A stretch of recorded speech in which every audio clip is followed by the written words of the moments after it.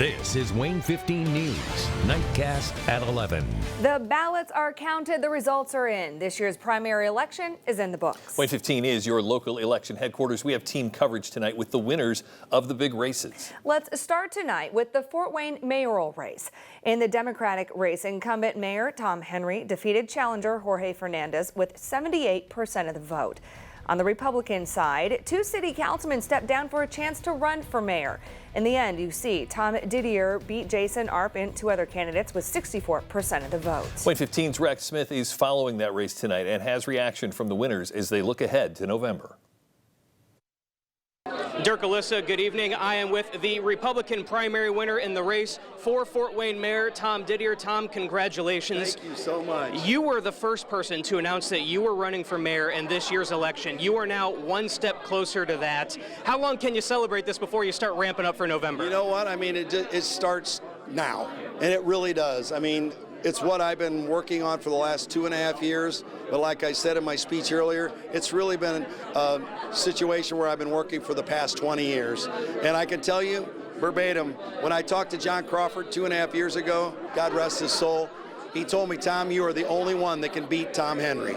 And I said, well, let's make this happen. So I'm ready for the challenge.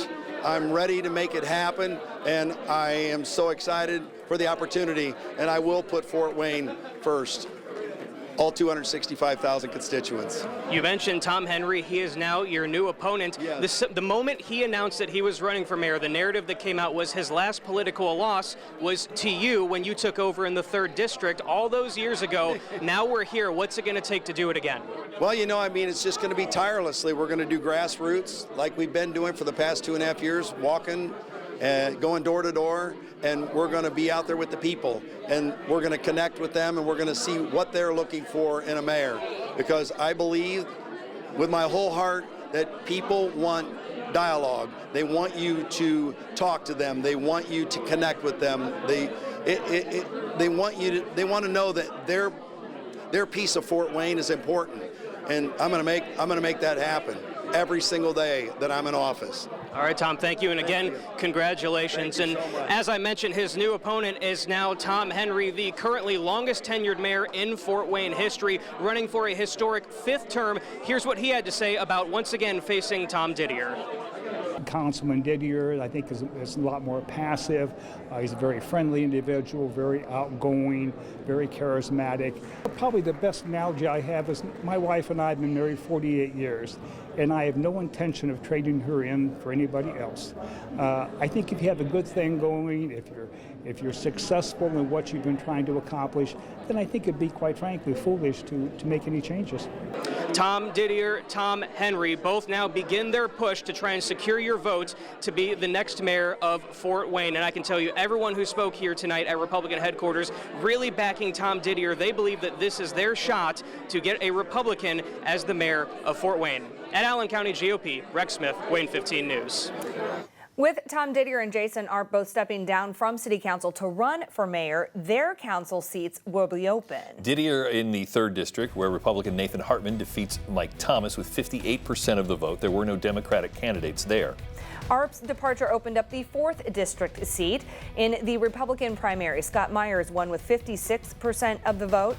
He will face Democrat Patty Hayes in November. She won her primary race with 81% of the vote. WANE 15's Ethan Dolan continues our coverage with those winners. Ethan.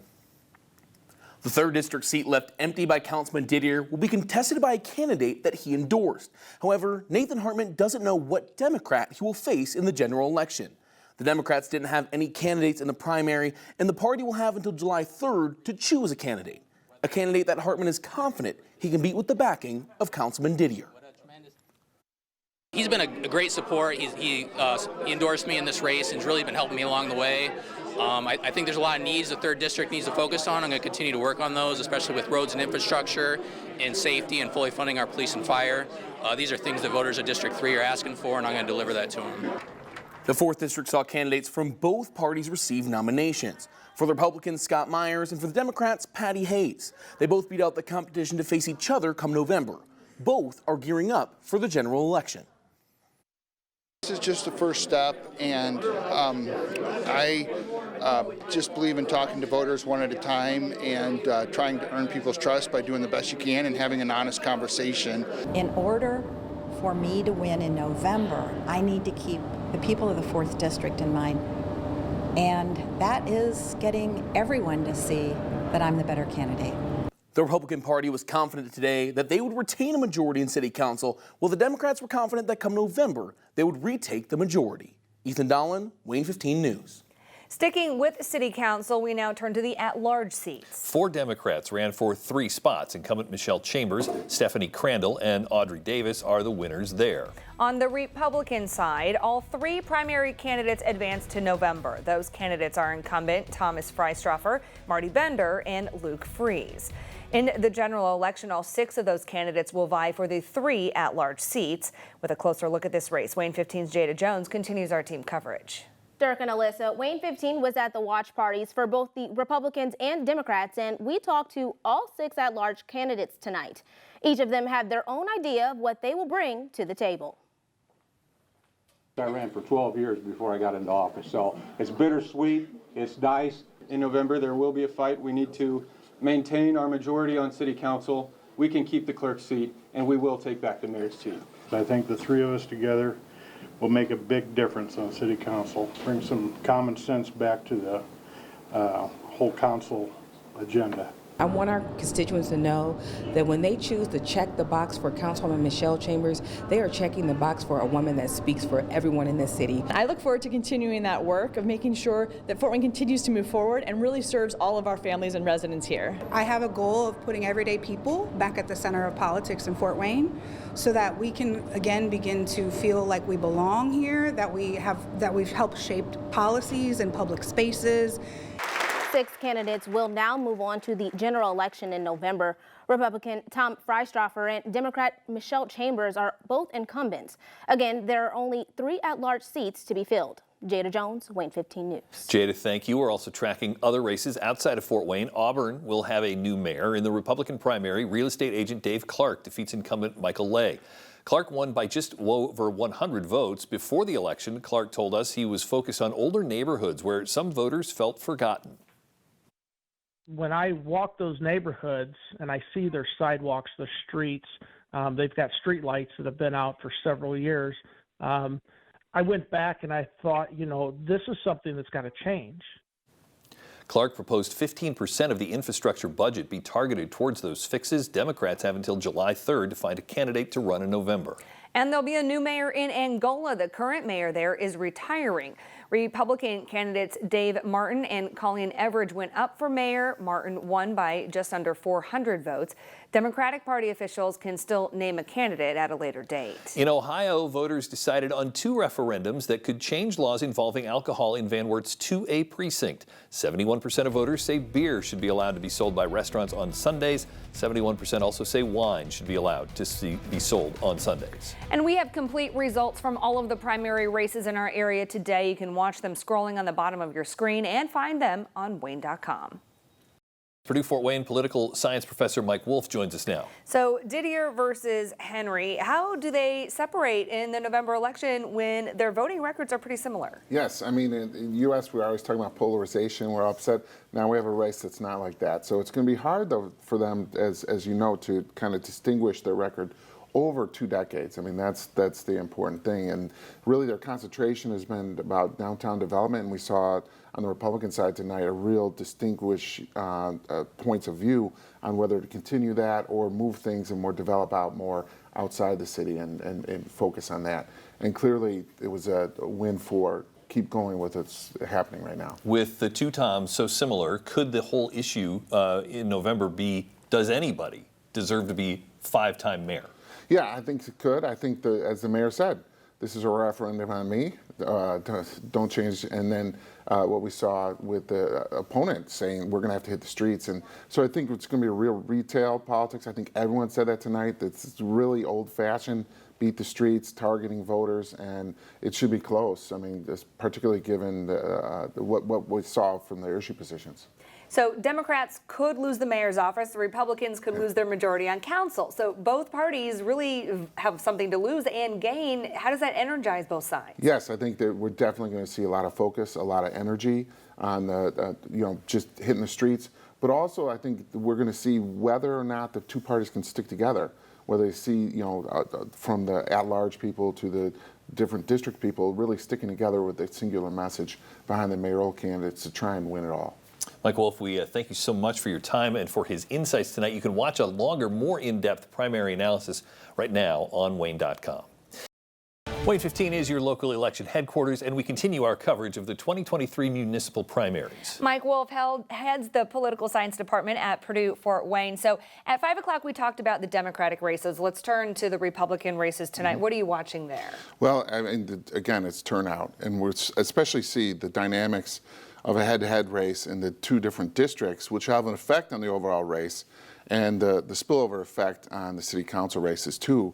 So we have a lot of interaction, in other words, of how the mobilization will go, and we'll be able to maybe tell the kind of patterns of how things are feeding in based on the turnout in those different districts. Statewide, we see almost exclusively the more conservative Republican winning these Republican primaries. Do you think that would hold up tonight in a city election? Yeah, quite often that's the case. And I think in the city election, what you have is more of a name branding going on, that these candidates have different brands that they have been, and what kind of credit they want to take for what kind of policies have come out. And in particular, I think somebody who's served on city council as long as Didier has, he might want to talk about the growth of the city and take it, no matter who the mayor has been, to take credit for that, even if it's come a little bit more of this public expenditure.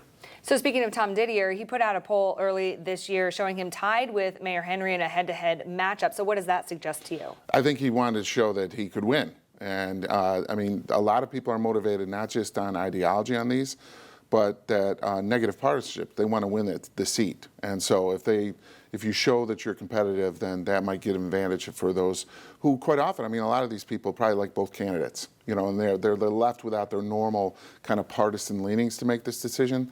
So they might, want to choose somebody who might have a chance of winning a little bit more. It feels like Republicans, though, are so sharply divided on these public-private partnerships and their value and their worth and their effectiveness that it seems almost impossible to find somebody who likes both candidates. Right. So, I mean, this is the big issue, and you see it reverberating throughout the different spending on downtown versus spending in the neighborhoods, infrastructure out. This is a theme for this. I mean, you can't say that this is just a Republican battle. They have been pretty clear on what the divisions are, and I think that we'll be able to see which side won tonight based on that.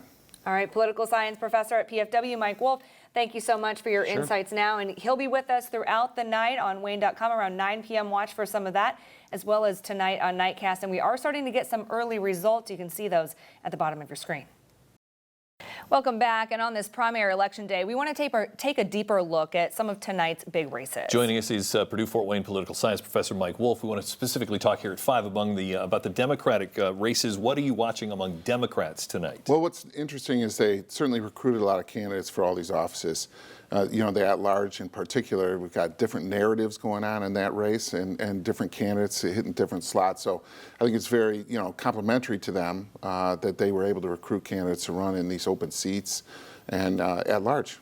In the mayoral race, we have an incumbent Democratic mayor. What does it say to you to have a challenger in the primary? Well, you never want to as an incumbent but I think as the Democratic chair was saying earlier, it does kind of sharpen the knife a little bit.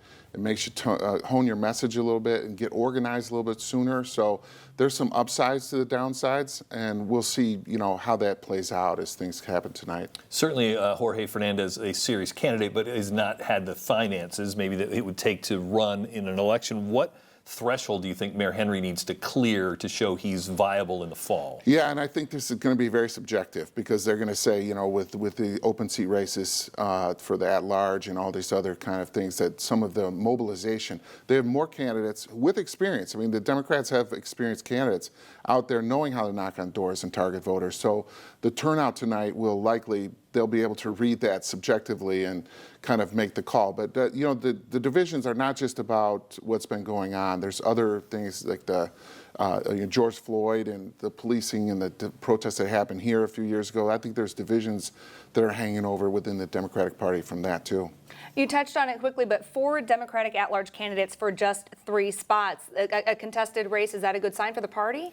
Well, they're recruiting candidates. People want to run.